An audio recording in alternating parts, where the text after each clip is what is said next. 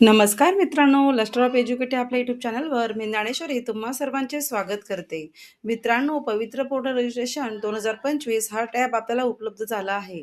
तर उमेदवार सर्टिफाय करण्या अगोदर काही सूचनांचे अभियोग्यधारकांनी काटेकोरपणे पालन करणे गरजेचे आहे. त्यासाठी आपल्याला स्वप्रमाणपत्र करण्यासाठी उमेदवारांना काही महत्त्वाच्या सूचना देण्यात आलेल्या आहेत. त्याच आजच्या व्हिडिओमध्ये आपण बघणार आहोत. तर मित्रांनो, स्वप्रमाणपत्र करण्यासाठी तुम्हाला सेल्फ सर्टिफाय करण्यासाठी 10 ते 12 दिवसाचा कालावधी देण्यात येतो. तर आपल्याला या सूचना व्यवस्थित वाचून सेल्फ सर्टिफाय करणे गरजेचे आहे. चला तर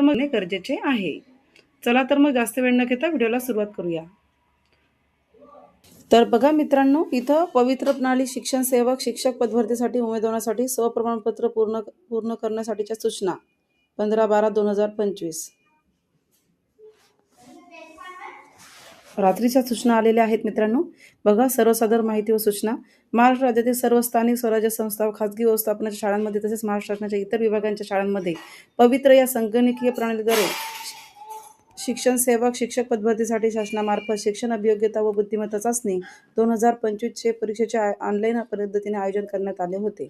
याची सर्व आपल्याला माहिती आहेच. तर आता ही परीक्षा कधी झाली होती?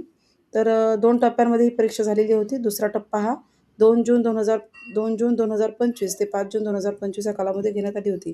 या चाचणीसाठी 2,28,808 उमेदवारांनी नोंदणी केली होती.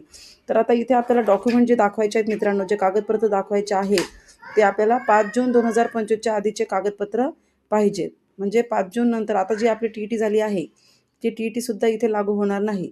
सर्व कागदपत्रे आपल्याला 5 जून 2025च्या आधीचे हवे आहेत. त्यात जर काही त्रुटी असतील तर त्या बदलण्यासाठी किंवा त्या दुरुस्तीसाठी सुद्धा आपल्याला त्यांनी टॅब दिलेला आहे.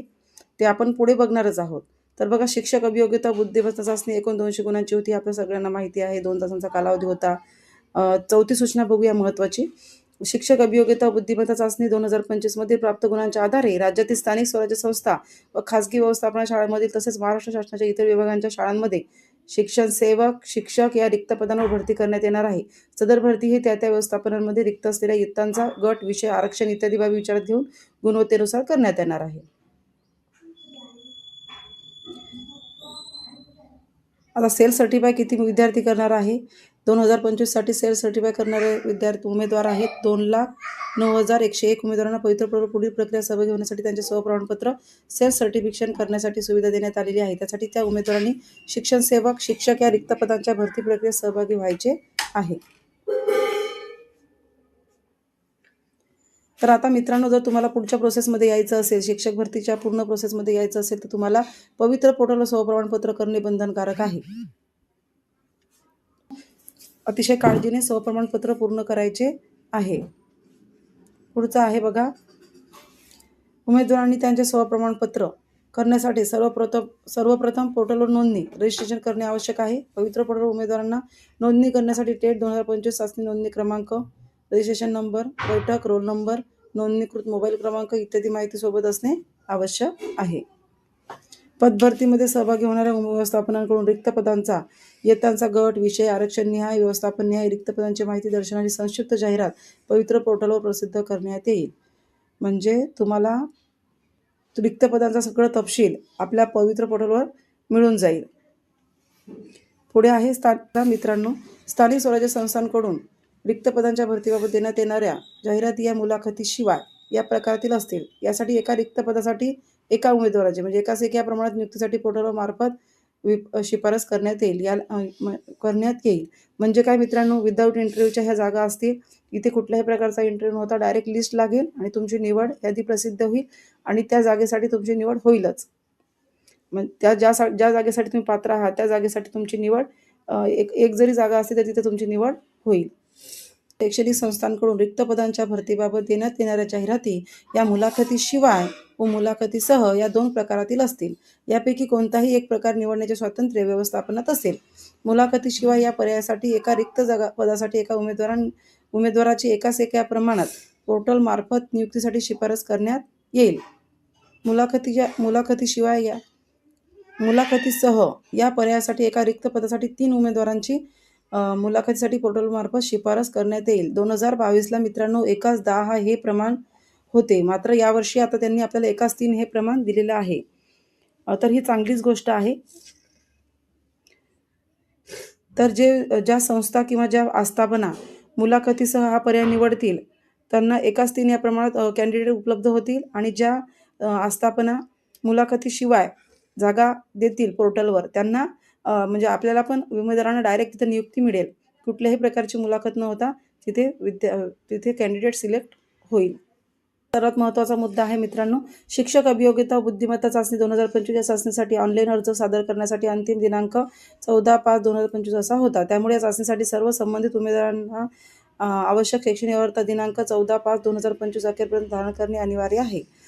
तर आपल्याला जे कागदपत्र सादर करायचे आहे तर ते कुठल्या तर त्याची दिनांक किती दिलेली आहे मित्रांनो, तर आपल्याला ते 14/5/2025च्या आधीचे असणे गरजेचे आहे. शासन शुद्धीपत्र क्रमांक संकीर्ण 2022 यानुसार शैक्षणिक अर्हता प्राप्त केल्यानंतर व्यावसायिक अर्हता अभ्यासक्रमाच्या शेवटी प्रविष्ट असणार अथवा शेवटच्या सत्राच्या अंतिम परीक्षेत प्रविष्ट असणारे उमेदवार देखील शिक्षक अभियोग्यता चाचणी परीक्षेस प्रविष्ट होण्यास पात्र होतील.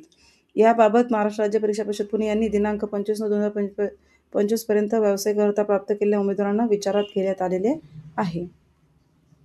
पुढे बघा, उमेदवारांची दिनांक 14/5/2025 अखेरपर्यंत धारण केलेली शैक्षणिक अर्हता व दिनांक 25/9/2025 अखेरपर्यंत धारण केलेली व्यावसायिक अर्हता विचारात घेऊन जाहिरातीतील आरक्षण, इयत्तांचा गट, विषय याचा एकत्रित विचार करून उमेदवारास त्याच्या लॉगिनवर प्राधान्यक्रम देण्यासाठी रिक्त पदांची व्यवस्थापनीय यादी उपलब्ध होईल. सदर रिक्त पदांच्या यादीतून उमेदवारांनी निवडलेले प्राधान्यक्रम म्हणजे आपल्याला जे प्रेफरन्स मिळतात ते निवड प्रक्रियेस गुणवत्तेनुसार विचारात घेतले जातील. आपण जे प्रेफरन्स लॉक करतो तर ते प्रेफरन्स निवड प्रक्रियेत गुणवत्तेनुसार विचारात घेतले जातील. पुढे आहे जाहिरातीतील आरक्षण, इयत्तांचा गट, विषय, उमेदवारांसाठी निवडलेले प्राधान्यक्रम यांचा गुणवत्तेनुसार एकत्रित विचार करून त्या व्यवस्थापनांनी सर्वसाधारण गुणवत्ता यादी जनरल मेरिट लिस्ट पवित्र पोर्टलवर प्रसिद्ध करण्यात येईल. त्या व्यवस्थापनांची सर्वसाधारण गुणवत्ता यादी पवित्र पोर्टलवर प्रसिद्ध केल्यानंतर संबंधित व्यवस्थापन त्यांची स्वप्रमाणपत्राच्या वेळी अपलोड केलेले सर्व कागदपत्रांच्या मूळ प्रती तपासून समुपदेशन पद्धतीने नियुक्ती आदेश देण्याबाबत आवश्यक ती कार्यवाही करतील.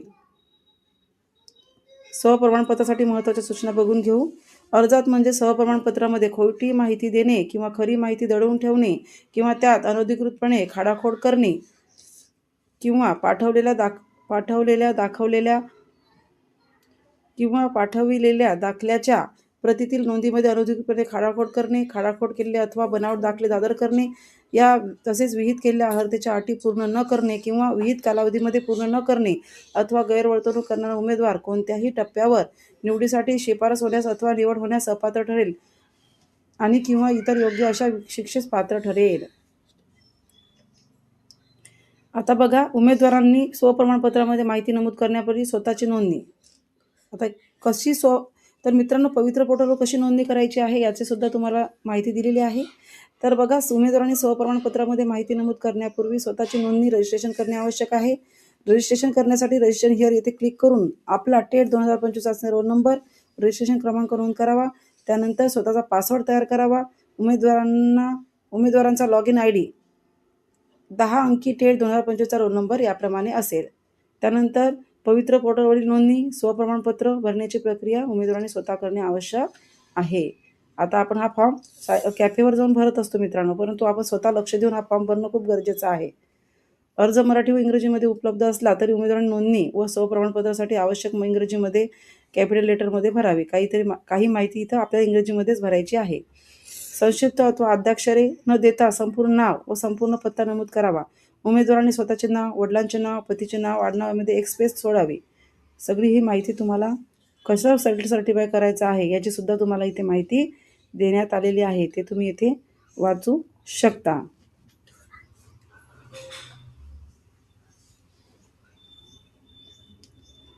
जेव्हा तुम्ही फॉर्म भरसाल मित्रांनो, तेव्हा ह्या सर्व सूचना तुम्हाला वाचूनच फॉर्म भरायचा आहे. इथं मागासवर्गीय आरक्षणाची सुद्धा माहिती दिलेली आहे. अशा खूप साऱ्या इथे सूचना तुम्हाला मिळून जातील. तर मित्रांनो, त्याला सेल्फ सर्टिफाय करण्यासाठी साधारणतः 15 दिवसाचा कालावधी देण्यात आलेला आहे आणि या 15 दिवसामध्ये आपल्याला सेल्फ सर्टिफाय व्यवस्थित सूचना ऐकून वाचून नंतरच फॉर्म सेल्फ सर्टिफाय करायचा आहे. याची सर्वांनी काळजी घ्यायची आहे. तर या व्हिडिओमध्ये हीच माहिती तुम्हाला द्यायची होती. व्हिडिओ जर आवडला तर नक्की एक लाईक करा, शेअर करा, कमेंट करा. धन्यवाद.